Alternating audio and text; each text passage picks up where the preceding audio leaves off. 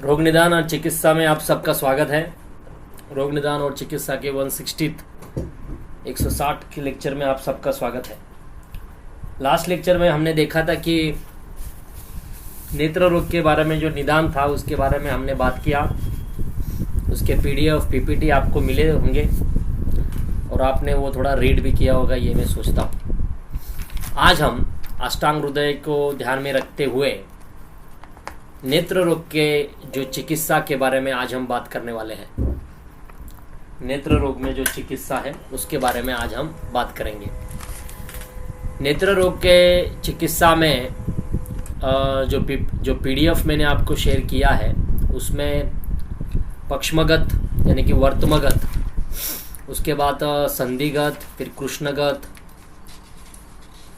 ऐसी जो बीमारियां आँखों के बारे में बताई गई है और दृष्टिगत, ऐसे 4 प्रकार उसमें बताए गए हैं। वर्तमगत, श्वेतगत, कृष्णगत और दृष्टिगत।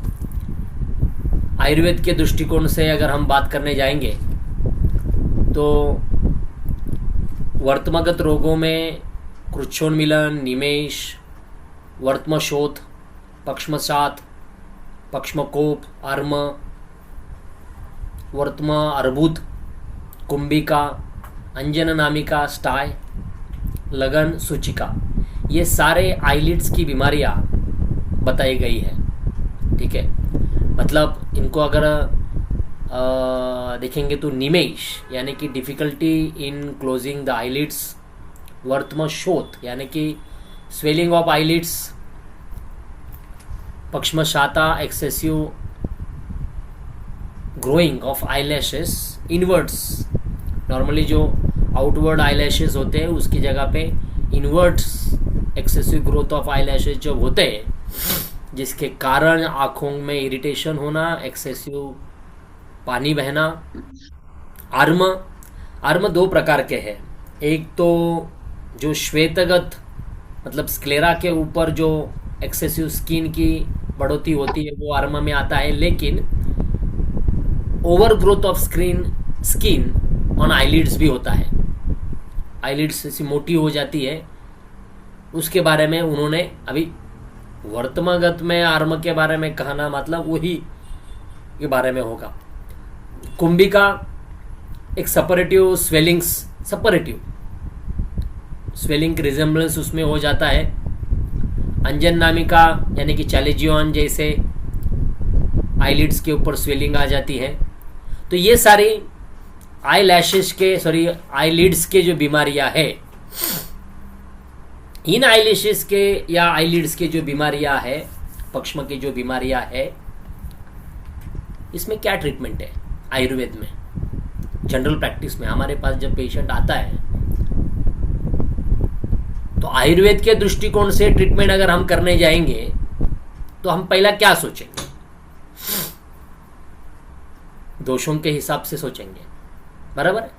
प्रथमता तो हम नाड़ी देखेंगे, जिह्वा देखेंगे, सामता देखेंगे, निरामता देखेंगे, धातु देखेंगे, दोष देखेंगे, मल देखेंगे।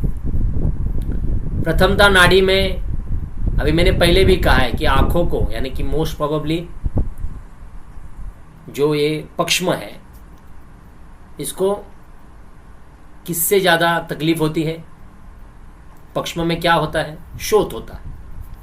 तो उसको किससे ज़्यादा तकलीफ है? कौन से दोष से ज़्यादा तकलीफ है? कफ दोष से। स्क्लेरा में मोस्टली क्या होता है?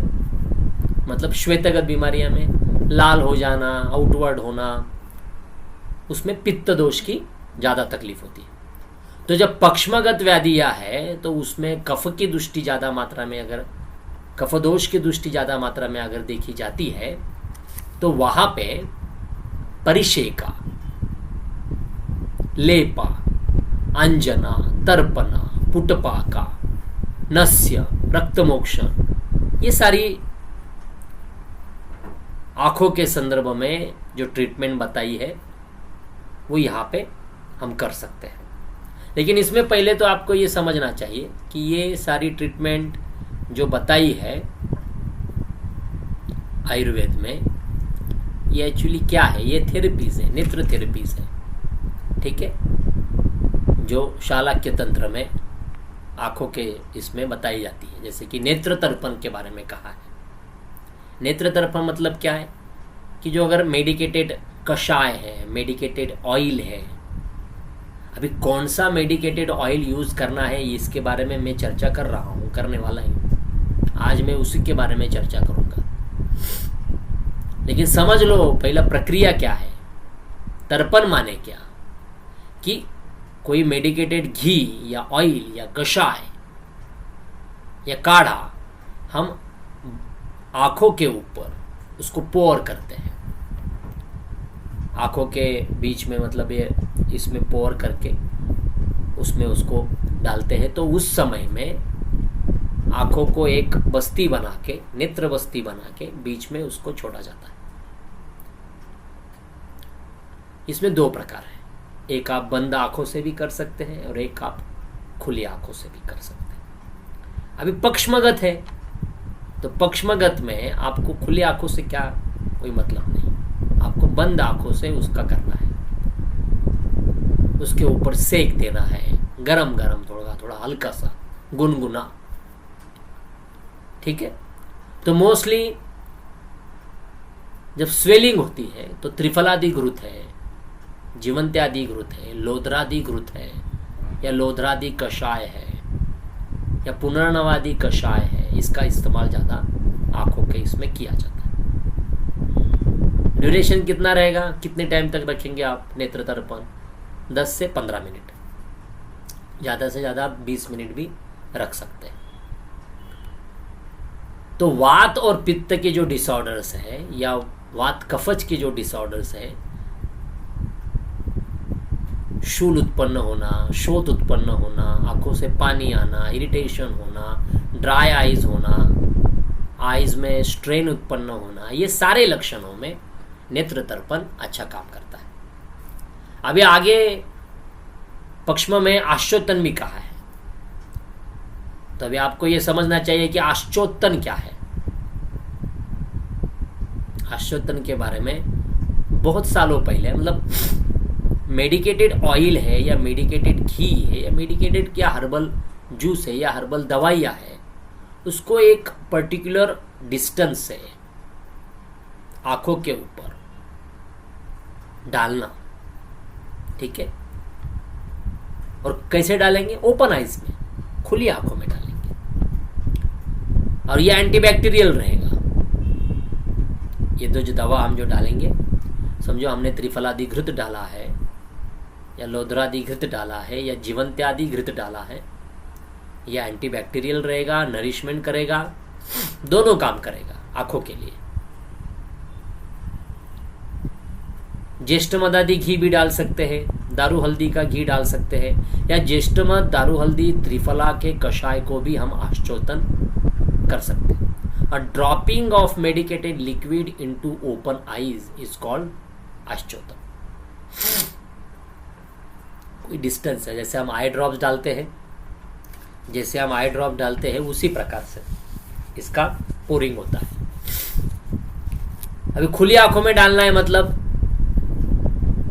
वो पक्ष्मगत के लिए भी काम करेगा और श्वेतगत के लिए भी काम करेगा, कृष्णगत के लिए भी काम करेगा, और दृष्टिगत व्याधियों में भी आश्चोतन हम इस्तेमाल करेंगे।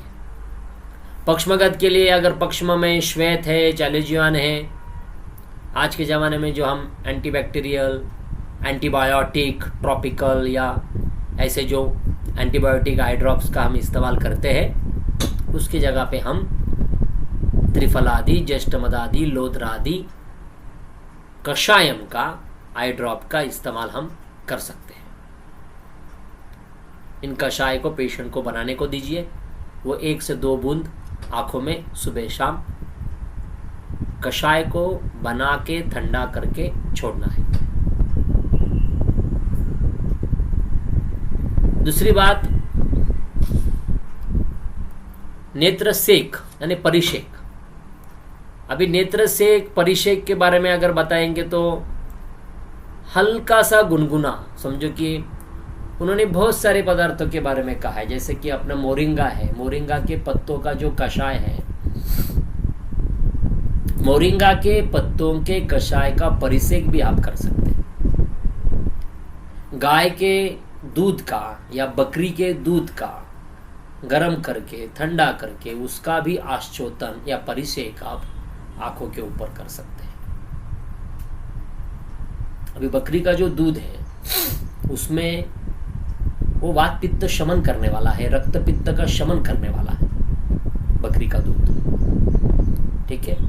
तो वो कूलिंग इफेक्ट देता है, पेन को रिलीफ करता है, इंफ्लेमेटरी कंडीशंस को कम करता है। तो व्हाट इज नेत्र परिषेका? नेत्र परिषेका is continuous pouring of warm medicines और क्लोज आइज। आंखें बंद रहेगी क्योंकि आप कुछ डिस्टेंस से डाल रहे हो। आंखों के ऊपर आघात नहीं करना है, बंद आंखों पे डालना है। ये क्या हो गया? नेत्र परिषेक। और यही आप अभी जो कोविड के बाद में स्क्रीनिंग टाइम जो लोगों का बढ़ा है, फिर वो मोबाइल हो, कंप्यूटर हो, जिसके कारण ड्राई आइज होना, ईचिंग होना, पानी आना, पक्षमगत बीमारियां ज़्यादा होना। पक्षमगत बीमारियों में एक बात भी देखी जाती है कि किसी किसी लोगों को त्वचागत एलर्जी देखी जाती है। त्वचागत तो कभी कभी स्त्रियों में आईलाइनर्स का यूज़ होना या अलग अलग केमिकल्स के आईलाइनर्स है या आँखों के ऊपर उसका इस्तेमाल होना या थोड़ा सा सुरमा का इस्तेमाल को जो बहुत सारे लोग करते हैं, उसमें भी अगर कोई डिफॉर्मिटी आती है उसके वजह से उत्पन्न होने वाले irritation, redness, itching, watery discharge, वो अगर ठीक तरह से ट्रीट किया तो ठीक, नहीं तो उसमें होने वाले सेपरेटिव डिस्चार्जेस, फिर उसके कारण उत्पन्न होने वाली पिटिका। तो वो नेत्रगत में जो नासागत के जगह पे वहाँ पे उत्पन्न होने वाली पिटिका या कर्णगत के जो कॉर्नर है वहाँ पे उत्पन्न होने वाली पिटिका, और जब भी आप आँखों को आप घुमाते हो तो वहाँ पे उसका स्पर्श होने के बाद उत्पन्न होने वाला दर्द, या उसी को अगर ट्रीट नहीं करेंगे तो वो बढ़ते हुए उत्पन्न होने वाला अर्म, मतलब वही पिटिका फिर आगे जाके थोड़ी थोड़ी बढ़ती है, फिर वो स्क्लेरा तक बढ़ती है, तो उत्पन्न होने वाला टेरिजियम, ये आर्म अगर ठीक किया तो ठीक है, नहीं तो वो आगे जाके कृष्णगत जगह पे जो अपना मेन दृष्टिगत जो भाग है, कृष्णगत जो भाग है, उस पे उत्पन्न होने वाला अर्म, फिर उस पे होने वाली ट्रीटमेंट में लेखन चिकित्सा, ये सारे बातों का मैं आपको आश्चोतन का, परिषेक का, सेचन का, तर्पण का बहुत अच्छा फायदा होता है। अब आगे उन्होंने बोला है व्हाट इज पुटपाक। तो पुटपाक में ये जो है ये एक रसायन थेरेपी जैसा है, ठीक है। इसमें हर्बल जो जूस है वो एक्सट्रैक्टिव फॉर्म में पुटपाक के प्रोसेस में आंखों के ऊपर रखा जाता है, ठीक है। मतलब हर्बल मेडिसिन जो है वो रेजुनेशन थेरेपी के माध्यम से आंखों के ऊपर रखा जाता है, रसायन के माफिक रखा जाता है, जिसमें आंखों की दृष्टि के लिए श्वेतगत, कृष्णगत और दृष्टिगत व्याधियों में ये बहुत ही अच्छा काम होता है। बहुत बार क्या होता है कि कैटरैक्ट की सर्जरी के बाद में अगर पुटपाक अगर किया जाता है, नेत्र पुटपाक, तो उसमें ये बहुत ही अच्छा काम करते हुए रिजल्ट देखा जाता है। 5 से 10 मिनट की प्रोसेस होते हैं, डिमिनिश विजन हो जाती है, या शुक्रगत जो व्याधियाँ है जिसमें स्क्लेरा की वो ओपेसिटी उत्पन्न होना, कॉर्नियल ओपेसिटी उत्पन्न होना, डिजेनरेशन ऑफ कॉर्निया, या आगे जाके दृष्टिगत में उत्पन्न होने वाली रेटिनल में उत्पन्न होने वाली डिजेनरेशन या मैक्यूलर डिजेनरेशन या रेटिनोपैथी है, ठीक है। इन सारी व्याधियों में भी नेत्र पुटपाक बहुत ही अच्छा काम करते हुए दिखाई देता है। तो ये बातें हुई समझाना कि भाई क्या है परिषेक, क्या है सेचन, क्या है आश्चोतन, क्या है। तो बाद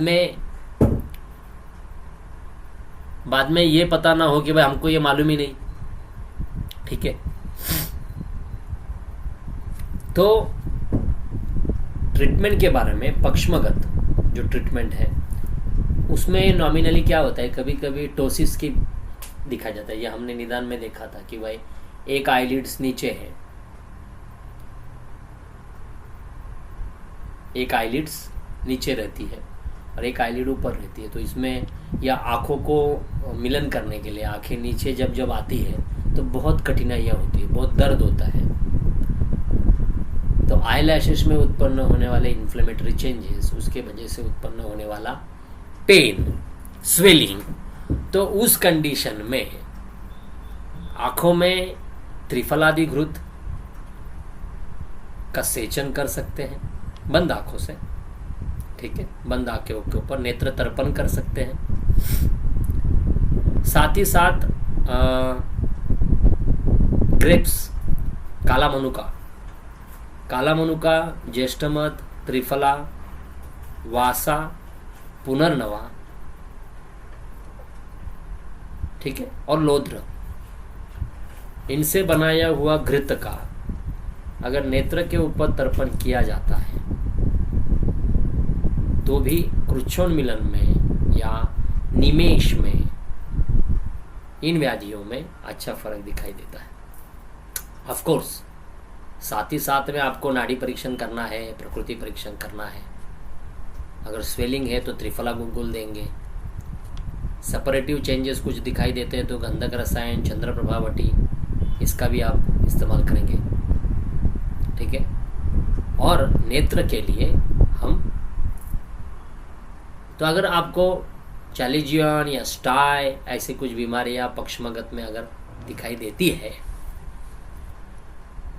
तो उसमें उत्पन्न एक आपको देखना है कि ये अपक्वा अवस्था में है या पक्वा अवस्था में। अपक्वा अवस्था रहेगी तो स्वेलिंग रहेगी, दर्द रहेगा, तो उसमें कफा अवस्था है, तो वहाँ पे आप त्रिफलादि घृत का या त्रिफलादि लोध्र कषाय का सेचन कर सकते हैं, या आश्चोत्तर या आई ड्रॉप की तरह भी आप उसके आंखों में डाल सकते हैं। हाइजीनिक रखना ये भी अपना ही काम है, वैद्यों का काम है पेशेंट को बताना कितने हाइजीन से दवा बनानी है, क्योंकि क्या होता है हर एक पेशेंट के लिए हर एक दवा एंटीबायोटिक के तरह आयुर्वेद में नहीं होती है। जैसे कि भाई सिप्लॉक्स का आई ड्रॉप दिया, ओफ्लॉक्स का आई ड्रॉप दिया, या ठीक है, ये eye drop gram positive, gram negative, ऐसे सभी प्रकार के ग्राम पॉजिटिव के लिए समझो इस्तेमाल होते होंगे, ऐसे आयुर्वेद में नहीं है। आयुर्वेद में जो कृमि, जो इन्फेक्शन बताया गया है वो वातज, पित्तज, कफज, सन्निपातज, रक्तज, इसी हिसाब से बताए गए हैं। तो वातज के लिए दशमूलादि घृत का इस्तेमाल करेंगे, पित्तज के लिए ज्येष्ठमदादि या पद्मकाष्ठादि घृत का इस्तेमाल करेंगे, कफज के लिए त्रिफलादि लोध्रादि घृत का इस्तेमाल करेंगे। ये घृत हमें दैनंदिन जीवन में, दैनंदिन रेगुलर प्रैक्टिस में यूज करना ही पड़ता है। इसमें कुछ कंपनियां त्रिफलादि घृत बनाती है, ठीक है, कुछ कंपनियां त्रिफलादि घृत बनाती है, कुछ कंपनियां ज्येष्ठमदादि घृत बनाती है, दुर्वादि घृत बनाती है पित्तज के लिए, और कफज के लिए हमने त्रिफलादि रोत्रादि कहा, पित्तज के लिए ज्येष्ठमद पद्मकाष्ठादि घृत कहा, वातज के लिए दशमूलादि घृत बहुत कम कंपनियां बनाती हैं, लेकिन जीवंत्यादि घृत या शतावरी घृत, या लेकिन जिसमें शिरपाक पद्धति से बनाया हो, ये थोड़ा ध्यान में रखो। शिरपाक से दशमूल का कषाय है, दूध है, इसका इस्तेमाल करके बनाया हुआ शिरपाक पद्धति से। अभी ये तो हुआ स्वेलिंग के लिए उत्पन्न, जैसे त्रिफला गंधक रसायन, त्रिफला गुलगुल गंधक रसायन। लेकिन अगर सेपरेटिव कंडीशन रहेगा तो कृमि रहेंगे, तो ऐसे कृमिज आय में, मतलब इन्फेक्शन में आपको कृमि कुठार, त्रिफला गुलगुल गंधक रसायन, और साथ ही साथ आपको पुनर्नवादि वरुणादि कषाय का, क्योंकि ये कफज के लाइन में जाने वाला है। तो कफ आएगा तो प्लीहा आएगा, प्लीहा आएगा तो वरुणादि, पुनर्नवादि, गोक्षुरादि कषाय आएगा, ठीक है। और अनुलोमन तो होना ही चाहिए, क्योंकि वहां स्वेलिंग है तो वहां के जल का बाहर उत्पन्न ये होना जरूरी है। कभी कभी अगर बच्चों में ये बहुत बार देखा जाता है, आंखों में होने वाला जिसे बलास ग्रथित कहते हैं, बच्चों में होने वाला इन्फ्लेमेशन इन आईलिड्स। ठीक है, तो ऐसी अवस्था में यही दवाइयों का इस्तेमाल महत्वपूर्ण दिखाई देता है या हमें करना चाहिए। लेकिन उनमें वायरल इन्फेक्शन की मात्रा ज़्यादा मात्रा में देखी जाती है, तो ऐसे कंडीशन में यह आश्चोत्तर नेत्र तर्पण बहुत ही अच्छा काम करता है। लेकिन हाइजीन करने के टाइम पेशेंट को घर पे करने को कभी मत बोलो। आप पेशेंट को क्लिनिक पे बुलाओ, प्रॉपर दवाई का हाइजीन रखो, जो कपड़े आप इस्तेमाल कर रहे हैं उसका ठीक तरीके से हाइजीन रखो, और वो प्रॉपर हाइजीन करके किया गया हुआ नेत्र तर्पण आश्चोत्तर बहुत ही अच्छा काम करता है। आप कहेंगे क्या है, आई ड्रॉप तो डालना है, लेकिन वो आई ड्रॉप जो बाहर मेडिकल में मिलने वाला आई ड्रॉप और आपने बनाया हुआ कषाय को गर्म करके जो आप छोड़ रहे हो, उसको सही तरीके से सही टाइमिंग में, मतलब ऐसा है कि भाई बाहर बारिश का मौसम है या बाहर बहुत धूप है, ऐसे समय में आप नहीं डाल सकते। कभी डालना है उसकी भी एक विधियाँ है, सुबह के समय में या शाम के समय में, ज़्यादा बहती हुई हवा नहीं है, ज़्यादा गरम हवा नहीं बह रही है, ऐसे कंडीशन में आप आँखों में कर सकते। खाना खाने के तुरंत बाद नहीं कर सकते, खाली पेट करना है। भाग दौड़ करने के बाद या व्यायाम करने के बाद या जागरण के बाद या भूख प्यास लगी है, ऐसे समय में आप नेत्र तर्पण नहीं कर सकते हैं। आप समझ रहे? तो ये जो निमेष है या पक्षमशात है या कृच्छोन्मीलन है, ये वातज बीमारियां हैं जो फेशियल पाल्सी में या ट्राइजेमिनल न्यूरल्जिया में, ऐसे में होने वाली जो बीमारियां हैं, उसमें आपको कोशिश ये है कि जीवंत्यादिघृत, शतावरियादिघृत, ज्येष्ठमदादिघृत, दशमूलादिघृत, इनका इस्तेमाल होना बहुत ज़रूरी है। और साथ ही साथ बस्ती, अगर आप, ये वातज बीमारियां हैं, इसमें अगर आप बस्ती देते हैं तो और अच्छा रिजल्ट दिखाई देता है। ठीक है, लेकिन कभी कभी क्या होता है कि शोथ ज़्यादा मात्रा में है, ठीक है, तो शोध अगर पक्वा अवस्था में जा रहा है, चैलिजन है या स्टाई है, वो अगर पक्वा अवस्था में जा रहा है, तो वहाँ पे आप रक्तमोक्षण भी कर सकते हैं। दोषों का पहला पाचन करो 15-20 दिन। 15-20 दिन का दोषों का पाचन करने के बाद यहाँ पे जो अपांग या उसके आसपास की जगह छोड़ के, मर्म की जगह छोड़ के, आप वहाँ पे रक्तमोक्षण नेत्रगत संधि के पास में, नेत्रगत संधि के पास में, नेत्र और कर्ण के संधि के बीच में आप रक्तमोक्षण कर सकते हैं या जलोकाचरण भी कर सकते हैं। अभी ये क्या हो जाता है कि कभी कभी किसी पक्ष्म का जो आईलैशेस है वो बहुत ही बड़े हो जाते हैं या आउटवर्ड की जगह पे इनवर्ड अगर हो जाते हैं, तो ऐसे समय में आईलैशेस के जो ओपनिंग जहाँ पे होते हैं ना, वहाँ पे सफ़ेद सफ़ेद कलर की पाउडर निकलती है, कंडुता वहाँ पे रहती है। और ये आईलैशेस के जो ओपनिंग के पास में जो सफ़ेद कलर की पाउडर होती है, ये पाउडर स्क्लेरा में जैसा डैंड्रफ होता है, उसी प्रकार से आईलैशेस के पास ये डैंड्रफ उत्पन्न होता है। जैसे आंखें नीचे झपकती है, वो कचरा आंखों में चला जाता है, उससे इरिटेशन और होता है, वो कुछ तो चुभ रहा है आंखों में, ये फीलिंग कंटिन्यू रहती है। ये बहुत भयानक है। तो वहाँ पे भी कंडुता का पार्ट आता है, तो वहाँ पे कृमि के बारे में सोचना बहुत ज़रूरी है। अभी प्रॉब्लम क्या है ना कि हर बार जब कृमि होता है तो हम कृमि मुद्गर रस, कृमि कुठार रस या कृमि नाशनी वटी या कृमि घातकी वटी या विडंगारिष्ट, विडंगासव, इनका इस्तेमाल कर सकते हैं। लेकिन मैं आवर्जुन सबको ये कहूँगा कि आप ग्रहणी व्याधि पढ़ो भेषज रत्नावली में, या अतिसार व्याधि पढ़ो भेषज रत्नावली में, जिसमें कृमिज अतिसार है। उसमें जो कल्प बताए गए हैं, मतलब सीताफल की बीज से बनी हुई पाउडर, ये भी कृमिघ्न काम करती है। ठीक है, तो ऐसे और भी बहुत सारे इंद्रजव कृमिघ्न है, त्रिफला कृमिघ्न है, नीम कृमिघ्न है, विडंग तो है ही। ऐसे दूसरे भी, यानी कि मोरिंगा की पाउडर कृमिघ्न है, ठीक है। उसकी छाल कृमिघ्न ज्यादा करके इस्तेमाल होता है, पत्तों से अच्छा छाल मोरिंगा का, वो कृमिघ्न अच्छा काम करता है। तो ऐसे कंडीशन में हमें अदर भी फैक्टर्स के बारे में सोचना जरूरी होता है।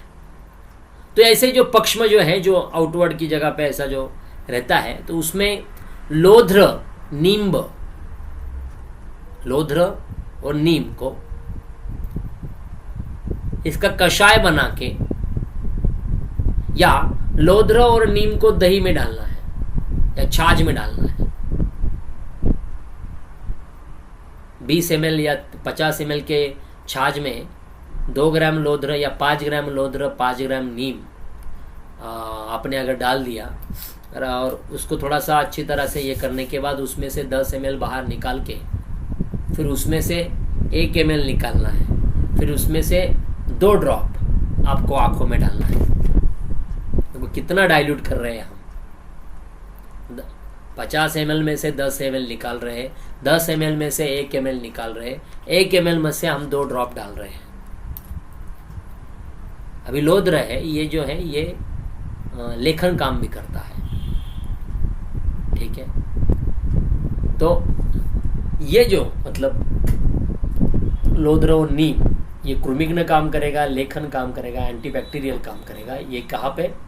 पक्ष्मशात जैसी बीमारियों में, ट्रैकोमिनोसिस जिसको कहा जाता है, ये एक्यूट अवस्था में।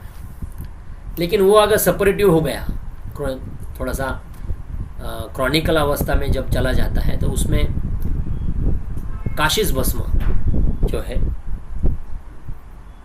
काशिस भस्म, ये कासिसम भस्म को तुलसी रस की 7 दिन तक भावना देना है। तो तुलसी रस की 7 दिन तक भावना देने के बाद इस कासिस रस की जो पाउडर निकलेगी, उस पाउडर को और बारीक, मतलब उसको घोटना ही है तुलसी के रस में। अभी तुलसी एंटीबैक्टीरियल है, एंटीवायरल है, ठीक है, वर्मिसाइडल है, तुलसी के पत्ते, तुलसी की मंजीरी, ठीक है। लेकिन यहाँ पे उन्होंने तुलसी के पत्तों के बारे में कहा है।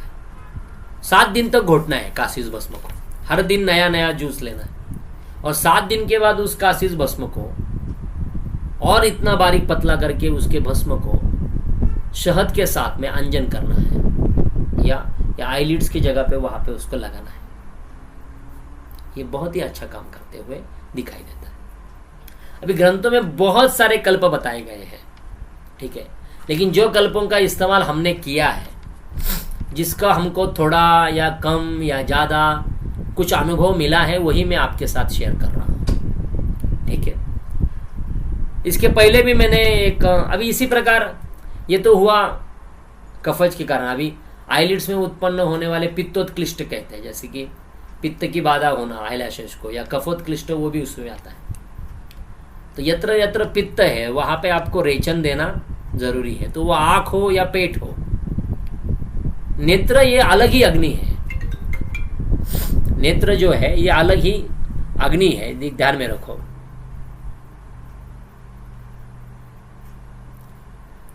नेत्र जो है ना, जैसे जाठर अग्नि है वैसे नेत्र अग्नि है, उसका डाइजेशन ही अलग है।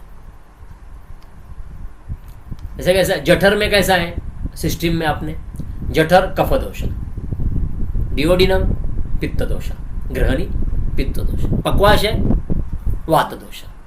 वैसे ही आंख है, आंखें का जो बाहर पार्ट है, बाहर का क्या है, शुक्लगत है, शुक्ल है, शुक्ल है, श्वेतगत है, ठीक है। ये जो श्वेतगत पार्ट है, स्क्लेरागत पार्ट है, स्क्लेरेटिकल जो पार्ट है या पक्ष्मगत पार्ट है, ये सारे कफगत आते हैं। इसमें होने वाली बीमारियां, या इसमें होने वाली बीमारियों से अच्छा है कि इसमें संचित होने वाले दोष है कफा, ठीक है। अभी बीच में क्या है, कृष्णगत है। कृष्णगत में क्या है, सब मेटाबॉलिज्म है, रोशनी आना, उसको कैप्चर करना, वो सारे सिलियरी लिगामेंट जो है, जो एसेसरी लिगामेंट जो है, उसको आगे पीछे करना, हाँ?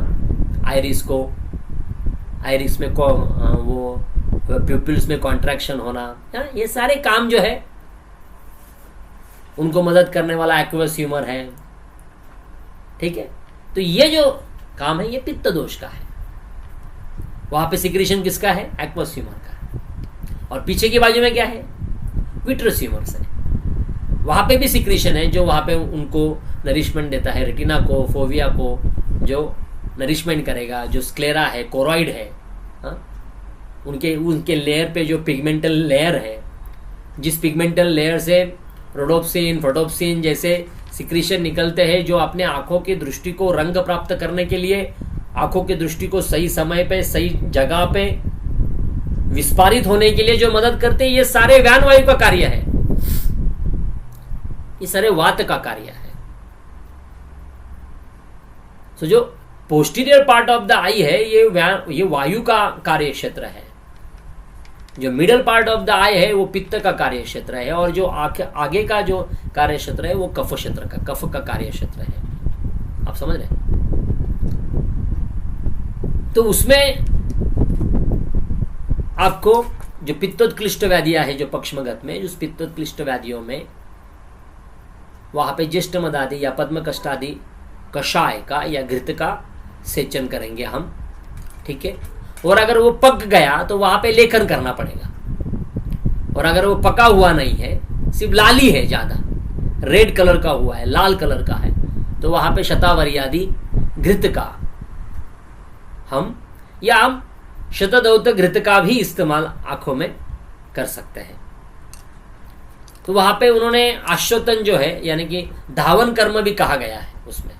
तो ज्येष्ठमद और चंदन आदि कषाय से भी आप धावन कर सकते हैं पित्तोत्क्लिष्ट व्याधियों में। पित्तोत्क्लिष्ट माने पित्त की बाधा पक्षमग के लिए हुआ तो। और कभी कभी आई लैशेस में उत्पन्न होने वाले एक पोथकी यानी कि पिटिका रेड कलर की या मल्टीपल रेड कलर की पिटिका या आई लैशेस के आईलिड्स के ऊपर उत्पन्न हो जाती है, जिसे पोथकी कहा जाता है, जिसमें आईलिड्स बहुत हेवी हो जाती है, नीचे गिरने में बहुत तकलीफ होती है,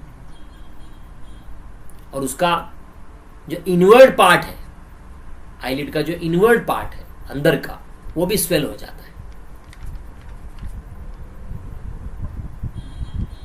और जो भी रक्तवाहिनियां आईलिड्स के ऊपर है ना, रक्तवाहिनियां वो आड़े नहीं गए हैं, सीधे आए हैं।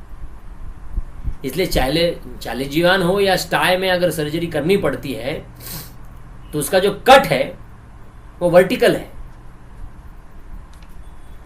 ठीक है, ऐसा आड़ा कट नहीं मारते, आड़ा कट मार दिया तो खत्म। आप समझ रहे? तो इसलिए लेपों का लेप लगाने, आंखों के ऊपर अगर आप लेप भी लगाते हैं तो वो भी आप ऊपर से नीचे की तरफ लगाना जरूरी है।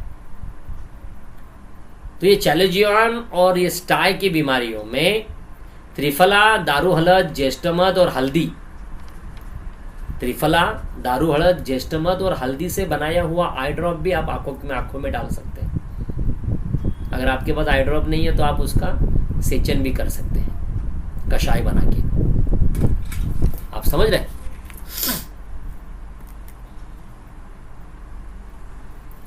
इतना समझ में आ रहा है?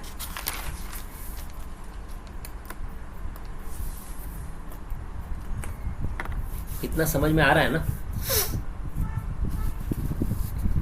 अभी श्वेतगत व्याधियों में, ये स्क्लेरा, श्वेतगत व्याधियों में, श्वेत आंखों की जो श्वेतगत व्याधि है, तो इतना तो समझ लो कि भाई चालीजीवान होगा या स्टाई होगा, उसमें आपको त्रिफला, ज्येष्ठमद, त्रिफला, ज्येष्ठमद, दारू हल्दी और हल्दी,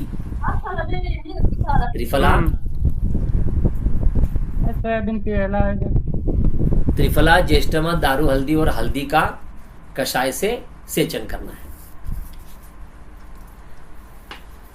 अभी श्वेतगत की जो व्याधियां है उसमें कुकुनक नाम की व्याधियां है। कुकुनक माने नेत्र में, नासागत में, ये जो ओपनिंग है यहाँ पे नासागत के पास में नेत्र की, वहां पे पिटिका उत्पन्न होना, उसमें दर्द उत्पन्न होता है। शुरुआत में तो रेड कलर की पिटिका रहती है, फिर बाद में वो व्हाइटिश, फिर येलोइश, फिर सपरेटिव, फिर आंखों से कंटिन्यू उत्पन्न होने वाला पस फॉर्मेशन, ये कुकुनक है। अब उसको मैंने पहले भी बोला कि उसको अगर आप ट्रीट करोगे तो बहुत अच्छी बात है, अगर वो ट्रीट नहीं करेगा तो वो बढ़ेगा। ठीक है। और ये कफ के ही है, और ये किस में होता है? ज्यादा करके बाहर का इन्फेक्शनस, मतलब बाहर के खाने वाले पदार्थ, बच्चों का जो बच्चों में बाहर का खाना होना या ऑयली फूड ज़्यादा होना, ठीक है, और इसके कारण उत्पन्न होने वाला। इसमें त्रिफला, खदीर और नीम, कुकुनक में त्रिफला, खदीर और नीम के कषाय से सेचन या आश्चोतन करना है। दवाई कैसे रहेगी? दवाई सूक्ष्म त्रिफलावटी, आरोग्यवर्धिनी वटी, सूक्ष्म त्रिफलावटी, आरोग्यवर्धिनी वटी और त्रिफलादि या पुनर्नवादि कषाय आप दे सकते हैं। ठीक है। और अगर कभी कभी क्या होता है, ये ना बच्चा पैदा होने के बाद बच्चे में हो जाता है, 1-2 दिन के बाद या 4-5 दिन के बाद बच्चों की आंखों से सिक्रीशन निकलता है या कफ निकलता है, बच्चों की आंखों से पस फॉर्मेशन ऐसा निकलना शुरू हो जाता है। एक्चुअली वो 6 महीने में बच्चों को जो भी कुछ तकलीफ हुआ ना, ये स्तन्य दृष्टि के कारण होने वाला है, ये ध्यान में रखो। तो आपको धात्री को दवा देनी पड़ेगी, धात्री को वमन देना पड़ेगा, धात्री को रेचन देना पड़ेगा, धात्री को शोधन करना पड़ेगा, और फिर उसके स्तन्य में अगर शुद्धि हो गया तो बच्चों में कोई तकलीफ दिखाई नहीं देती है। लेकिन तब तक बच्चों को क्या करना है? तब तक बच्चों के लिए खदीर, नीम और त्रिफला के कषाय से आच्छोदन करना जरूरी है। ठीक है। और यहां पे अभी कफ की बीमारियां है तो दूध, छाछ ऐसे द्रव्यों का इस्तेमाल नहीं करना है, इससे और ना बढ़े। तो पित्त में कौन से अनुपान लेना है दवाई डालने के लिए, वात में कौन से अनुपान दे लेना है दवाई डालने के लिए, ये आपको समझना चाहिए। ठीक है।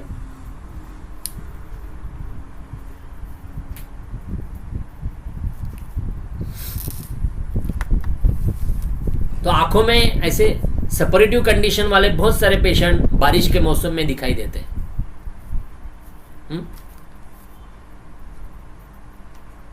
पानी आना, लेकिन वहां पे जो उसके जो संधि स्थान है, नासागत आंखों का जो संधि स्थान है या कर्णगत आंखों का जो संधि स्थान है, वहां पे ये पिटिका उत्पन्न होने के बाद पस फॉर्मेशन होना या दर्द होना, फिर ज्यादा कंटिन्यूअसली पानी आना,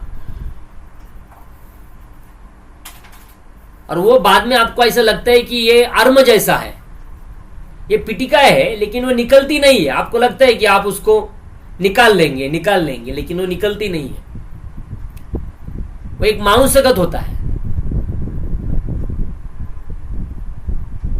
इस पार्ट में। ठीक है। तो वहां पे आपको लेखन करना पड़ेगा।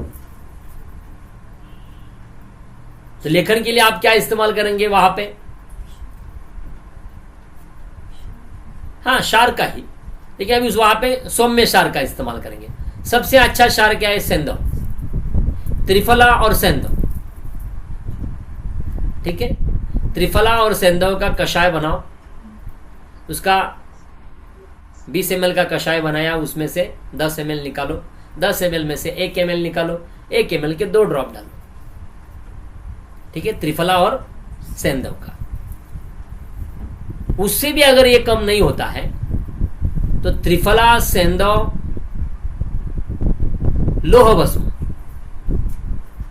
त्रिफला, सेंधव, लोह भस्म, इसमें नाम मत करना, इनको एकत्रित करना है वाला नाम है बस, और जलाना है।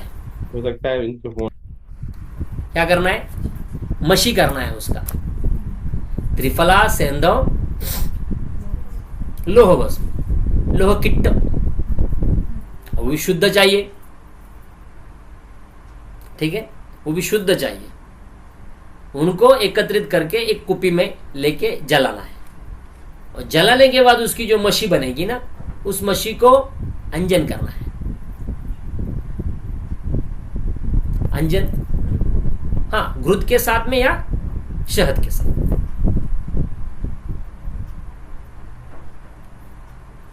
समझ में आया?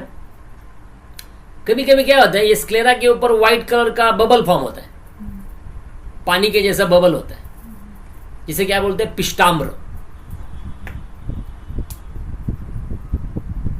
वो भी टेरिजियम जैसा ही होता है, लेकिन वो कृष्णगत तक नहीं पहुंचता, लेकिन उसकी आंखों में हमेशा आपको वो दिखेगा। अब उसको आप पानी के जैसा, बुड़बुड़ा जैसा बोलते हैं उसको, पानी के जैसा रहेगा तो शुक्लाम्र रहेगा, और रेड कलर का डॉट रहेगा तो अर्जुन हो जाएगा, रक्ताभिषंद हो जाएगा, या अर्जुन हो जाएगा, या शिरोत्पात, शिराजाल, शिराहर्ष, ये सारे नाम है रक्त दृष्टि के हिसाब से। लेकिन अगर वो पिष्टाम्र है, वाटरी बबल स्क्लेरा के ऊपर अगर रहता है, वो भी आपको लगेगा कि वे पानी से धोएंगे तो निकल जाएगा। हाँ, वो जाता नहीं है। वो एक चर्बी के जैसा होता है। चर्बी समझते हैं ना, स्किन की जैसा, चर्बी के जैसा चिपका हुआ, फिर बाद में वो येलोइश हो जाता है। स्क्लेरा के ऊपर इतना इरिटेट नहीं करता हो, इरिटेट इतना ज्यादा नहीं होता उसका, लेकिन जब वो कृष्णगत की जो इसको जब वो घुमाता है तब उसको वो हल्का सा इचिंग होता है, फिर बाद में वो यूज टू हो जाता है पेशेंट।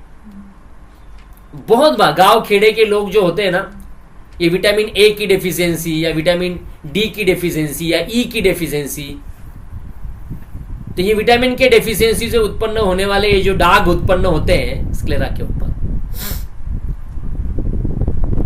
ये झाड़ पत्तियों का खाना कम होना, यह क्षार युक्त खाना बहुत ज्यादा होना, ये हिमालय में रहने वाले या उत्तराखंड में या ऐसे ही वहां पे नमक की या आयोडीन की डेफिशिएंसी ज्यादा मात्रा में देखी जाती है।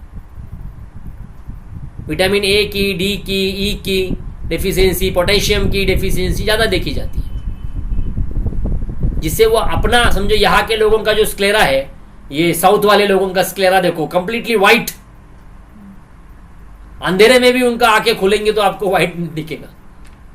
लेकिन नॉर्थ में जितना जाओगे आप, वो स्क्लेरा में थोड़ा सा व्हाइट पना कम आता है, धुंधला व्हाइट रहता है, क्योंकि वहां का वातावरण जैसा है और वहां की मिट्टी में उपजे हुए जो अन्न धान्य है उसमें इसकी मात्रा कम रहती है, ये क्षार की मात्रा थोड़ी कम दिखाई देती है। तो ऐसे कंडीशनिंग में आपको त्रिकटु, देखो कोई भी अर्म हो, अर्म है, कफ है, त्रिकटु को भूलना नहीं। मैं अर्म के बारे में बात कर रहा हूं अभी, मैं अपन जो है ना अभी ये अर्म में, अर्म पे जा रहे हैं। अर्म माने टेरिजियम, कोई भी अर्म हो, त्रिफला, त्रिकटु के बारे में सोचना है। अभी आप बोलेंगे सर सुंट मेरे पिंपली जैसे त्रिकटु को आंखों में डालेंगे तो आंख की क्या हालत होगी? ये डायरेक्टली त्रिकटु को आंखों में नहीं डालना है। त्रिकटु है, कायफल है, त्रिफला है, इनको नींबू के स्वरस में 7 दिन तक घोटना है। आप दवाई बना रहे हैं उसको, नींबू के स्वरस में उसको 7 दिन तक घोटना है अच्छी तरह से।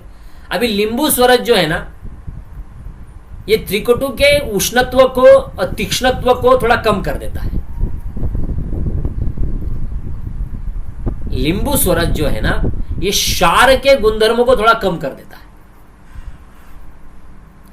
इसलिए अभी क्षार पानीय में जैसे हम कोई क्षार लगाते हैं, समझो नेजल अर्श हो, अभी ये आर्म, ये अर्श ही है। नेजल अर्श हो या टॉन्सिल में होने वाला अर्श हो, इधर हम जो क्षार लगाते हैं, समझो प्रतिसारणीय जो क्षार हम स्कूप के द्वारा जो अंदर जो लगाते हैं, जिससे वहां पे जलन होता है, कट होता है, इरिटेशन होता है, तो वहां पे उसको धोने के लिए हम नींबू सोरस का इस्तेमाल करते हैं। और वो जो क्षार है प्रतिसारणीय, वो क्षार भी शंख शंख के जल में रहता है, शंख भस्म के जल में रहता है। शंख भस्म के जल में वो क्षार है, मतलब उसकी दाहकता और कम हो जाती है। अल्कलाइन है ना वो शंख, ठीक है। तो आप चाहे तो यहां पे शंख भस्म भी इस्तेमाल कर सकते हैं। अगर आपको लगता है कि इसकी दाहकता बहुत ज्यादा है, तो त्रिफला त्रिकटु शंख भस्म, इसको पाउडर करो, मिक्स करो, उसको नींबू सोरस की 7 दिन तक भावना दो, घोटते रहो, और फिर उसका अंजन करो। क्या करना है, फिर उसका घी के साथ में, गाय के घी के साथ में अंजन कर सकते हैं। समझ रहे? मतलब आपको उष्ण तीक्ष्ण लेखन द्रव्यों का इस्तेमाल तो करना है, लेकिन अनुपान की तरह। समझो ये टेरिजियम बहुत ज्यादा मात्रा में है, अब वहां पे नींबू सोरस की मत भावना दो, गोमूत्र की भावना दो। 7 दिन तक नींबू सोरस की दो, 7 दिन तक गोमूत्र की दो, 7 दिन तक दूध की दो, उसी पाउडर को 7 दिन तक दूध की दो, 7 दिन तक नींबू सोरस की दो, 7 दिन तक गोमूत्र की भावना दो, और फिर उसके बाद उसकी पाउडर धूप में सुखाओ, और सुखाने के बाद उसका अंजन करो। ये टेरिजियम को खत्म कर देगा। बहुत बार क्या होता है, हम सिर्फ त्रिफला घृत का ही इस्तेमाल करते रहते हैं, कुछ नहीं होता उससे, फिर पेशेंट फ्रस्ट्रेट हो जाता है। त्रिफला सौम्य लेखन करता है,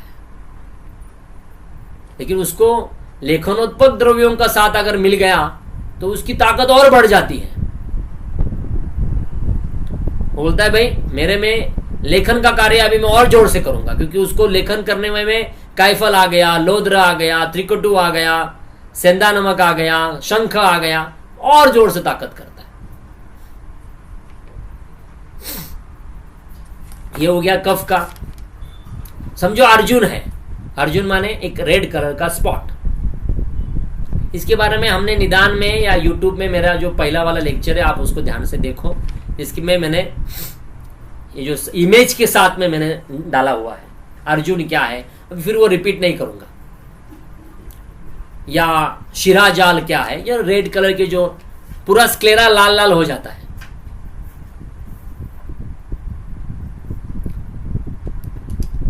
तो आपको लगता है कि यह अभिषंद है? नहीं, मतलब वायरल कंजक्टिवाइटिस है, वायरल स्क्लेराइटिस है?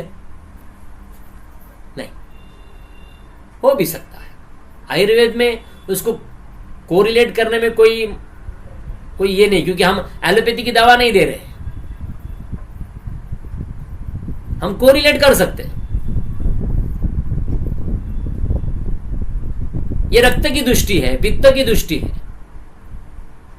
ठीक है। तो यहां पे यूज होने वाला क्या है, देखो अभी तक हमने क्या क्या यूज किया। अभी नया मामला है रसांजन। रसांजन को शहद के साथ में अगर अंजन किया जाएगा तो ये पित्त की दृष्टि को कम करता है। अभी रसांजन के बारे में क्या बताना, पित्त की, शरीर में पित्त की जितनी भी दृष्टियां है, आप रक्तज अर्श से या रक्त पित्त से लेके पित्त ज्वर से लेके पित्तज उन्माद, गुल्म, अर्श, ग्रहणी, रुद्रोग, मूत्रगुच्छ, सारे जगह पे आपको रसांजन मिलेगा। है कि नहीं? देखो, रक्त जातिसार निकाल के देखो, रक्त पित्त निकाल के देखो, आपको रसांजन दिखेगा ही। हाँ, तो रसांजन ये पित्त की दृष्टि के ऊपर काम करने वाला है, पित्त को शमन करने वाला है। तो रसांजन को शहद के साथ में आप, या शंख भस्म को खड़ी शक्कर के साथ में अच्छी तरह से घोटो, एकदम बारीक करो। शंख भस्म, शंख, कपर्दिक हम किसके लिए आम्ल पित्त में यूज करते हैं ना। शंख नहीं लेना है, भस्म लेना है। उसको पिट्ठी शाकर लेना है, खड़ी शक्कर माने पिट्ठी शाकर, उसको अच्छी तरह से घोटना है।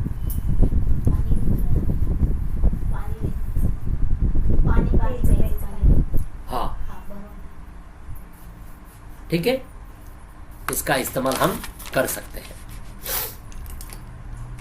वो तभी भी अगर ये आर्म कम नहीं हुआ, कम होता है मतलब क्या होता है, अभी आर्म का मेरा एक पेशेंट के केसेस में आपको मैं डाल के दिखाऊंगा, वो लाइट हो जाता है,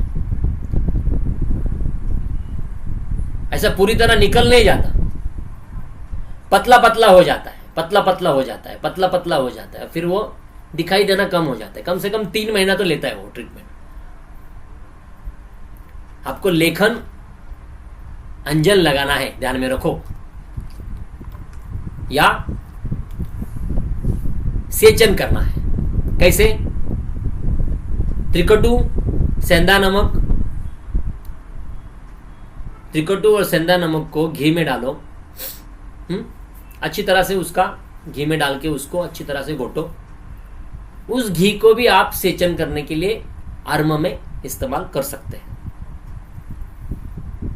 सेचन के लिए पहले हमने क्या बोला था, नींबू सरस में या उसमें उसको ये करके अंजन कर सकते, लेकिन सेचन करना है, इसका इस्तेमाल कर सकते हैं।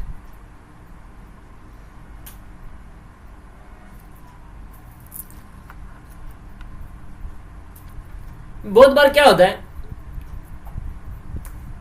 इस आर्म की वजह से दृष्टि में भेद उत्पन्न होता है। तो त्रिफला और सेंधव को, या त्रिफला सेंधव त्रिकटु की मशी बनाओ। क्या बनाओ?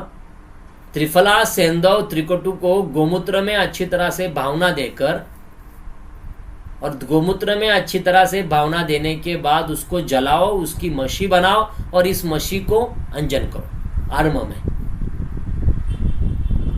ठीक है। और फिर अगर जलन वगैरह उत्पन्न होता है, ऐसा इरिटेशन अगर होता है, तो बाद में तिक्तक घृत या शतधौतक घृत या शतावरी घृत का आप आश्वासन आंखों के ऊपर कर सकते हैं। और फिर वो जो स्वेलिंग है आर्म की, उसको निकालने के लिए आप वहां पे रक्तमोक्षण भी कर सकते हैं। बहुत बार बच्चों में स्क्विंट होता है, स्क्विंट, स्क्विंट समझते हैं ना, ये जो मसल्स होते हैं ना वो लूज हो जाते हैं आईलिड्स के, आईबॉल के, और उसकी वजह से उसकी जो दृष्टि है, उसका जो फोकस है दृष्टि का, वो बराबर फोविया के ऊपर गिरता नहीं है, रेटिना के ऊपर उसकी इमेज दिखती नहीं है। तो उसका जो रिफ्रैक्टिव इंडेक्स होता है वो बढ़ जाता है आंखों का, क्योंकि वो एडजस्ट नहीं कर पाता, क्योंकि उसके आईबॉल हिलते रहते हैं। अभी इसमें ये वातज दृष्टि वाली प्रॉब्लम है, क्योंकि दृष्टि में वो पिक्चर इमेज नहीं आ रहा है। तो ये दृष्टिगत बीमारियां होती है। इन दृष्टिगत बीमारियों को ट्रीट करने के लिए आपको बस्ती, नेत्र बस्ती, नेत्र तर्पण, रक्तमोक्षण भी लगता है, जलोकाचरण भी लगता है, लेकिन वहां पे आपको लेखन का कोई कार्य नहीं। अभी आर्म हो गया अपना, अभी हम कृष्णगत जो बीमारियां है उसके पास जा रहे हैं। कृष्णगत बीमारियां, कृष्णगत बीमारियां में मतलब कॉर्निया, कॉर्निया, दृष्टि, कॉर्निया में होने वाली क्या बीमारी है, कैटरैक्ट हम बात करते हैं, बराबर है। या उसके लिए उन्होंने एक शुक्रगत व्याधि बोली गई है, शुक्र नाम दिया है, फूल गिरना। या कॉर्नियल में, अब कॉर्निया में सिर्फ कैटरैक्ट होता है ऐसा नहीं है, कॉर्नियल ओपेसिटी होती है, कॉर्नियल डीजनरेशन होता है, बहुत सारे बीमारियां उसमें देखी जाती है कॉर्निया की, कॉर्निया ओपेसिटी, डीजनरेशन, जिससे दृष्टि में बाधा उत्पन्न होती है। क्योंकि पहला प्रकाश जो गिरेगा वो किसके ऊपर गिरेगा, कॉर्निया के ऊपर ही गिरेगा, और उसमें अगर ओपेसिटी निर्माण हो गया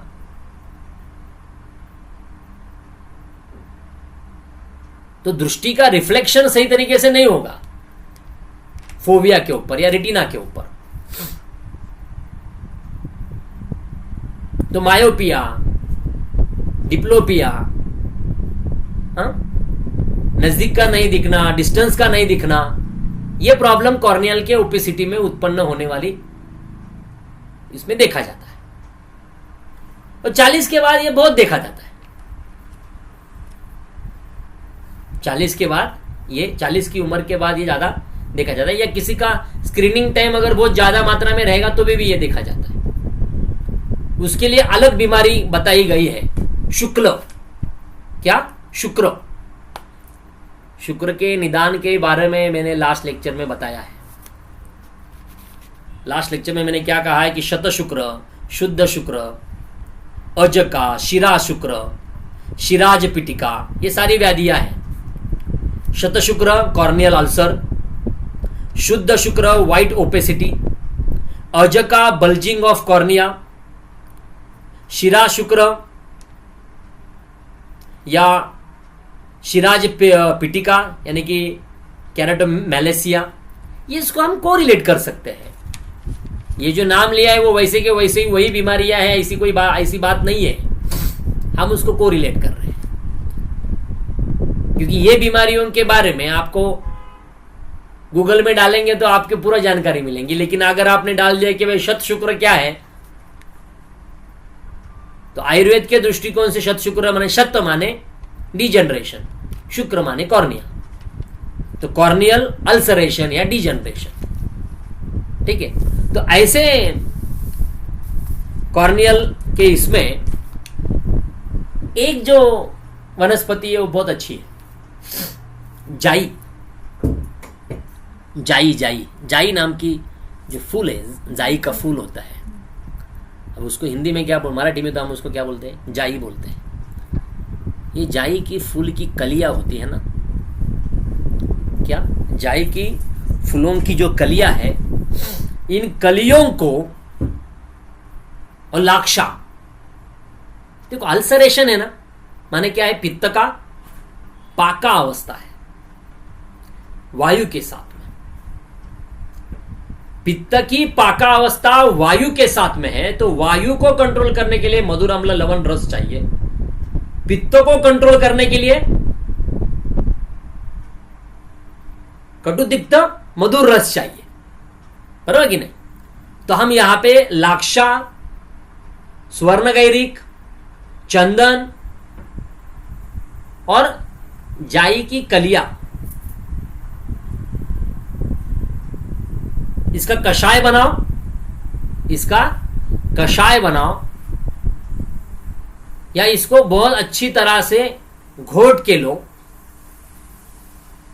और घोट के लेने के बाद इसको बहुत ही पतला सा मिट्टी के स्वरूप में बना के शहद के साथ में, शहद और घी के साथ में उसकी वर्तियां बनाओ, और इस वर्ती को धूप में सुखा के ले रखो, और फिर उसको स्टेरलाइज करो अच्छी तरह से, और स्टेरलाइज करके इस वर्ती से अंजन करो। या जाई के कली का कषाय बना के, जाई के कलिया और लाक्षा का कषाय बना के आंखों में सेचन करो।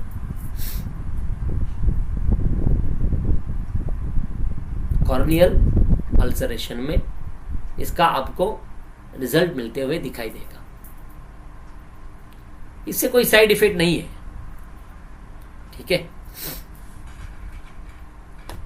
अभी इसमें साथ ही साथ में आप नस्य भी कर सकते हैं, अनु तेल का या वर्धमान तेल का नस्य कर सकते हैं, या दुर्वादि घृत का नस्य कर सकते हैं, क्योंकि हमें पित्त को शांत करना है। हीलिंग पित्त चाहिए, व्रणरोपण पित्त चाहिए, रोपण पित्त चाहिए, रोपण द्रव्य चाहिए। ज्येष्ठमद, लाक्षा, लोध्रा आदि घृत का आप नस्य ले सकते हैं, या उसका तर्पण या पुटपाक आंखों में कर सकते हैं।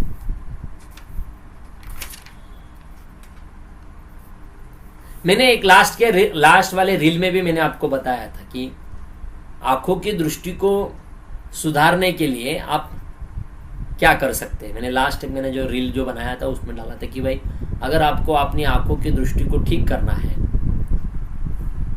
तो क्या करना चाहिए? तो कॉर्नियल अल्सरेशन के बारे में जैसे मैंने कहा, उसके बाद हम आते हैं तिमिर के पास। तिमिर माने वही कॉर्नियल के, वो कॉर्निया में उत्पन्न होने वाली या कैटरैक्ट उत्पन्न होता है।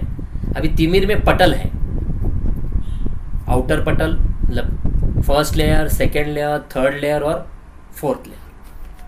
दृष्टि के 4 पटल है। अब ये दृष्टि के जो 4 पटल है, इस 4 पटल में हर पटल में होने वाली तिमिर है। मतलब कॉर्नियल में होने वाले डिजनरेशन या अल्सरेशन या ओपेसिटी, आइरिस में होने वाली डिफॉर्मिटी, एक्वस ह्यूमर्स में होने वाले डिफॉर्मिटी, ड्राई होना, लीकेज होना, हाँ लीकेज भी होता है वो, या विट्रस ह्यूमर में होने वाली डिफॉर्मिटी, पिगमेंटेशन में होने वाली डिफॉर्मिटी। अरे मतलब उसको पिगमेंटेशन ही अगर नहीं है तो उसको कलर ही नहीं समझ में आएगा। रात को अंधेरे में कोई किसी चीज को देखने के लिए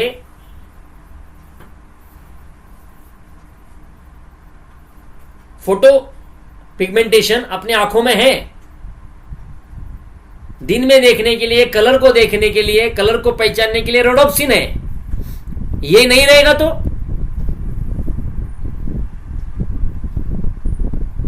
उसको कलर ब्लाइंडनेस होगा या उसको नाइट ब्लाइंडनेस होगा। ये मजाक वाली बात नहीं है, ऐसा होता है, ऐसा देखा जाता है। तो उसमें बहुत बार ऐसे देखा जाता है कि भाई उसमें वो विटामिन की कमतरता है या उसकी कमतरता है, विटामिन ए की कमतरता है, या ड्राइनेस ऑफ स्क्लेरा है, ड्राइनेस ऑफ कॉर्निया है, ड्राइनेस ऑफ आईज है,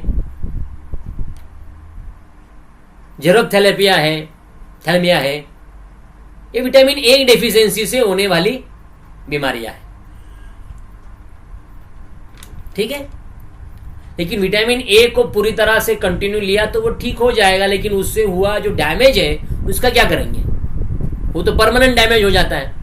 लेकिन उसको ठीक कर सकते हैं क्या? लेकिन उसके बारे में आयुर्वेद में कुछ कहा गया है क्या? तो आयुर्वेद में उसमें तिमिर के लिए एक और द्रव्य बताया है। देखो कॉर्निया के लिए मैंने क्या बोला, जाई के कलिया, और तिमिर के लिए भृंगराज। क्या? भृंगराज। मैं आपको पूरी तरह से नहीं बता रहा हूं कि जितने में जो कल्प हम यूज कर सकते हैं, जो कल्प मैंने यूज किए थे, किसी में फर्क गिरा, किसी में नहीं गिरा, लेकिन जिनमें फर्क गिरा है उसके बारे में तो हम जरूर शेयर कर सकते हैं। तो भृंगराजादि घृत, ठीक है, भृंगराजादि जो घृत है, इस भृंगराजादि घृत को अगर आप आंखों में सेचन करते हैं या तर्पण करते हैं, कैसे बनाएंगे? भृंगराज, जीवंती, काकोली, पिंपली, लोंध्र, शतावरी, ज्येष्ठमत, मनुका, खड़ीशक्कर, देवदार, त्रिफाली, सेंधव, ये सारे द्रव्यों से बनाया हुआ भृंगराजादि घृत। अगर आप ध्यान से देखोगे तो इसमें जीवंती, काकोली, शतावरी, ज्येष्ठमत, ये वात पित्त शमन की दवाइयां बहुत ज्यादा है। ये ब्रूहन करता है, ये रसायन करता है, ये रिजुवेनेशन करता है। ये भृंगराज। और भृंगराज क्या है? रसायन है। भृंगराज रसायन है ना। भृंगराज क्या है? ये रसायन काम करता है। अभी इसमें दृष्टि में भेद उत्पन्न हो जाता है। किसी किसी को बचपन में बॉल लग जाता है तो रेटिना में प्रॉब्लम हो जाता है, या रेटिना में डिफॉर्मिटी उत्पन्न हो जाती है। पिक्चर्स बराबर उस जगह पे, मतलब जो दृष्टि का जो पटल है चौथा वाला, उस दृष्टि के पटल के पहले ही दृष्टि गिरती है।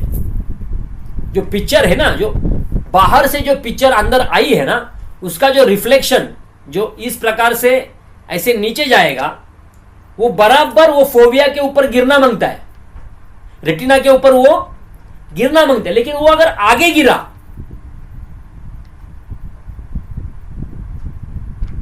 तो उसको ठीक तरीके से दिखाई नहीं देता।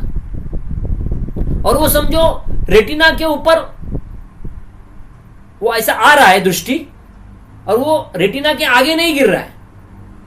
एक्चुअली वो गिरना किधर चाहिए? बराबर रेटिना के ऊपर। सीधी प्रतिमा है तो उसकी उल्टी प्रतिमा रेटिना के ऊपर गिरनी चाहिए, उल्टी प्रतिमा जो सीधा होके ब्रेन में जाएगी, बराबर कि नहीं? लेकिन ये जो उल्टी प्रतिमा जो फोविया के ऊपर गिर रही है ना, वो अगर आगे गिरी तो उसको ठीक तरीके से दिखाई नहीं देगा। और वो अगर ओवरलैप हो गई रेटिना के ऊपर, मतलब रेटिना के आगे चली गई, तो उसको पूरा अंधुक अंधुक माने ब्लर दिखेगा। अब समझ रहे? दृष्टि कहां गिरनी चाहिए ये भी इंपॉर्टेंट है। वो बराबर रेटिना के ऊपर, फोविया के ऊपर ही गिरनी चाहिए, बराबर कि नहीं? जिससे वो इमेज को कोडिंग फॉर्मेशन में ऑप्टिक नर्व, ऑप्टिक डिस्क से लेके चाइज़मा से ब्रेन में जो पीछे बाजू में 17 नंबर जो 18 नंबर है वहां पे वो लेके जाता है। फिर उसका एनालाइज होगा कि ये पिक्चर कौन सा है, क्या है। अगर आपकी मेमोरी में पिछली टाइम में अगर किसी ने आपको बताया होगा तो आपको वो याद दिलाता, अरे हाँ ये झाड़ है, ये मामा है, ये चाचा है। अगर वो मेमोरी में स्टोरी नहीं रहेगा तो आपको वो समझ में नहीं आएगा ये क्या है। ये तीसरे और चौथे पटल के बारे में बात हो रही है। तो उसमें आपको मोस्टली तिमिर में बहुत सारी दवाइयां बताई गई है। मतलब पहले पटल, दूसरे पटल, तीसरे पटल, तीसरा और चौथा समझो। पहला पटल तो कॉर्निया का आया, तो कॉर्नियल ओपेसिटी हो, कॉर्नियल अल्सरेशन हो, कॉर्नियल डीजनरेशन हो, या कॉर्निया में ओपेसिटी के कारण उत्पन्न होने वाला कैटरैक्ट हो, वहां पे सुरमा को अलग अलग द्रव्यों की भावना देकर बनाया हुआ चूर्ण को मशी बनाकर आंखों में इस्तेमाल करते हैं। मतलब अभी ये अगर आप सच्ची में आयुर्वेद की ट्रीटमेंट में पूरी तरह से अगर जाना चाहोगे नेत्र रोग में, तो आप इसका जरूर इस्तेमाल कीजिए। अभी उन्होंने ग्रंथ में क्या बताया है कि सुरमा को मनुका के कषाय में 7 दिन घोटो, फिर 7 दिन के बाद कमल के पद्मकाष्ठ के रस में 7 दिन तक उसको अच्छी तरह से भावना दो, फिर उसको सुखाओ, फिर उसको दूध में 7 दिन भावना दो, फिर उसको शहद में 7 दिन भावना दो, फिर उसको बारिश के पानी में, मतलब कोई निर्जंतुक पानी में या डिस्टिल वाटर में 7 दिन तक भावना दो। ऐसी भावना दी हुई सूरमा को एक शंख में, छोटा से शंख में भरो और उसको जलाओ। अभी ये क्या हो गई? मशी हो गई। अभी ये मशी जब बनती है तो उसमें क्या हो जाता है? उसमें कैल्शियम कार्बोनेट बनते हैं, उसमें पोटैश बनता है, क्षार बन जाते हैं। मशी माने क्षार बनती है। इस क्षार को आपको घी में अच्छी तरह से घोटना है। अब वो काली मशी होती है, जब आप उसको घोटोगे तो उसका एक अंजन बनेगा घी में। इस अंजन को आंखों में लगाना है। जो आपकी कॉर्नियल ओपेसिटी में या पहले पटल में उत्पन्न होने वाला तिमिर या पूरा व्हाइटिश जो हो जाता है किसी किसी में, तो उसमें वो ओपेसिटी, डीजनरेशन, वो व्हाइटनेस कम हो जाता है। ये पहले पटल में। दूसरा पटल क्या है? जहां दृष्टि को लिया जाता है, एक्सेप्ट किया जाता है। जैसे कि हमने आइरिस के ऊपर लाइट मार दिया तो वो कॉन्स्ट्रिक्ट हो जाएंगे या डायलेट हो जाएंगे। ये dilation and constriction of the iris जो होता है, ये सिलियरी मसल्स के कारण हो जाता है। वहां पे जो मसल्स है वो उसको सपोर्ट करते हैं, बराबर कि नहीं? तो उसमें अगर दृष्टिभेद हुआ तो ये सेकेंड नंबर के पटल में होने वाली व्याधियां है। तो ये सेकेंड नंबर के पटल में मोरचूत, पोटेशियम परमैंगनेट, ये मोरचूत को बकरी के दूध के साथ भावना देने को कहा है, फिर उसको सुखाओ, फिर घी के साथ भावना दो, फिर उसको सुखाओ, फिर शहद के साथ भावना दो, फिर उसको सुखाओ, और फिर उसको शंख में भर के उसको जला के उसकी मशी बना के उसको घी में लगाने के लिए कहा है। तो वो सेकेंड पटल जो है उसमें उत्पन्न होने वाली, उसमें बाधा जो उत्पन्न होती है उसके लिए कहा गया है। और जो लास्ट पटल है जिसमें रेटिनोपैथी हम कहते हैं, फिर उसमें डायबिटिक रेटिनोपैथी है या रेटिनोपैथी है, इसमें रसकल्प बताया गया है, यानी कि शिशव, मर्क्यूरस सल्फाइड जैसे कल्प, हाँ? इनको त्रिफला के कषाय में 7 दिन तक, मनुका के कषाय में 7 दिन तक, घी में 7 दिन तक, बकरी के दूध में 7 दिन तक, ज्येष्ठमत के कषाय में 7 दिन तक, और बचनाक के कषाय में, एक्रेटम फेरोस के कषाय में भी 7 दिन तक भावना देके, सुखा के, पाउडर बना के, उसको शंख में भर के, जला के, मशी बना के आंखों में इस्तेमाल करने को कहा है। या उसको आप मशी नहीं बनाना चाहते तो इतनी 7 बार, मतलब हर एक द्रव्य को 7 दिन तक भावना देना, मतलब 1 2 3 4 5 6 7 7 49, मतलब 40 दिन तक, 40-50 दिन तक आप दवाई बना रहे हो। 7 दिन भावना दो, धूप में सुखाओ 8वें दिन, फिर 7 दिन भावना दो, फिर धूप में सुखाओ 8वें दिन, तो ये कम से कम 50 दिन दवा चलती है बनाने की। तो उसमें उस मर्क्यूलर सल्फाइड का या शिशव का, मर्क्यूरी का जो गुणधर्म है, टॉक्सिसिटी, वो कम हो जाता है, वो टॉक्सिसिटी उसका कम हो जाता है। और फिर उसको अगर आप रेटिनोपैथी में या थर्ड लेयर ऑफ द, जो आंखों की जो थर्ड लेयर में उत्पन्न होने वाली जो बाधा है, उसमें वो इस्तेमाल कर सकते हैं। बाहर बोलना।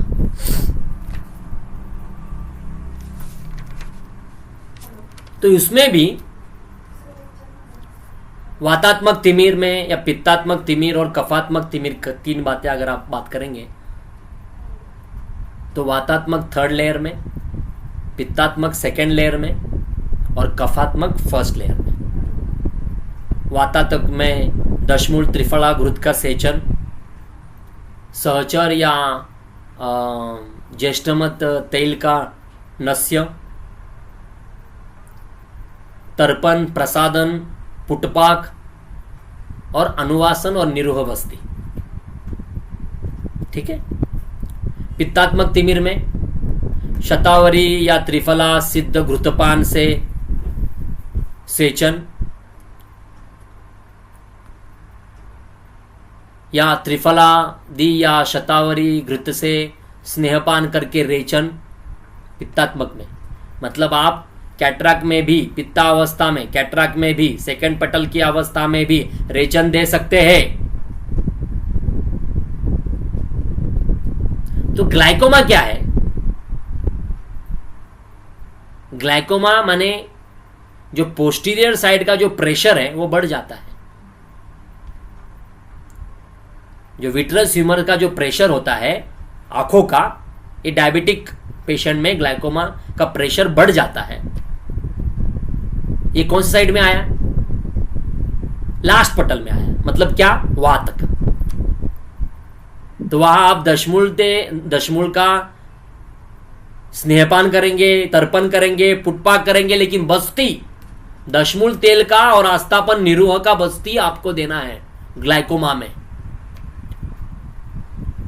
जो आंखों को और नस से भी, क्योंकि वो प्रेशर कम कैसे होगा? वो आंखों, नाक से ही प्रेशर कम होगा। आई बॉल को बाहर निकालना है, नाक से नाक बंद करो, कान बंद करो, प्रेशर दो, आंखों के ऊपर प्रेशर आता है। तो आंखों का प्रेशर कम करना है तो रिलीज करने के लिए वो नाक से ही रिलीज होगा।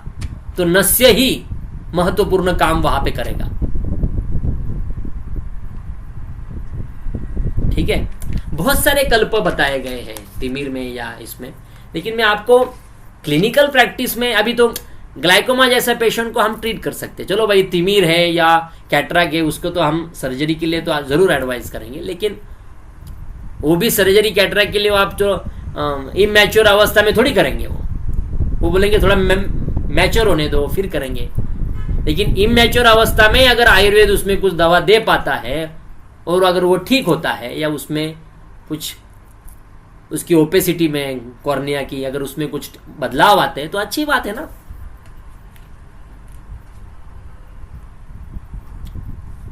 तो आज का लेक्चर हम यहाँ पे रोकते हैं। क्लिनिकल प्रैक्टिस में जितना हम हो सके उतना कल्पों का मैंने बताने की कोशिश की है। आप कोशिश करो, अगर आपको इसमें कुछ डाउट लगे तो आप मुझे डीएम करो, मैसेज करो, या आपके कोई पेशेंट रहेंगे तो आप मुझे बताओ। अभी एक पेशेंट के बारे में उन्होंने कहा है कि chronic eye stye lower lid in 13-year-old girl without pain और any disturbance, what can be applied. ठीक है, अभी क्रोनिक आई स्टाई उन्होंने कहा है, अभी वो पित्तात्मक में है या कफात्मक में है देखना, लेकिन अब हमने कहा है कि अगर ये पक्षमगत है तो वो कफ की दृष्टि रहेगी।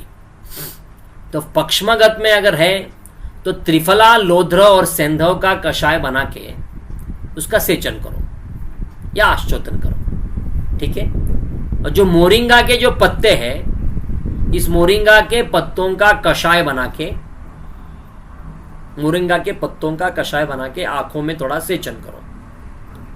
साथ ही साथ त्रिफला गुग्गुल दो, गंधक रसायन दो और पुनर्नवादी कषाय दो आंखों में इंटरनली। ठीक है, अभी इधर कैसा है, वो स्टार है तो उसका पहला शोधन करना पड़ेगा, लेखन करना पड़ेगा। तो लेखन के द्रव्यों का इस्तेमाल आपको करना पड़ेगा। तो पहला लेखन करो फिर रोपण करो। पहला त्रिफला, लोध्र, त्रिकटु, सेंधव, त्रिफला, लोध्र, त्रिकटु, सेंधव को जला के मशी बना के उसका अंजन करो या उसका कषाय बना के एक एक ड्रॉप सेचन कर सकते हैं। और एक बार शोधन हो गया तो मोरिंगा के पत्तों से रोपण करो, क्योंकि वो कृमिघ्न भी है। ठीक है, और नॉर्मली त्रिफला, घृत वगैरह इसका इस्तेमाल आप एंटीबैक्टीरियल वगैरह इस्तेमाल कर सकते हैं। ठीक है, आप सबका बहुत बहुत धन्यवाद जो आपने वक्त निकाल के लेक्चर सुना। नेक्स्ट लेक्चर कौन से सब्जेक्ट में रहेगा ये जल्द ही आपको बताया जाएगा।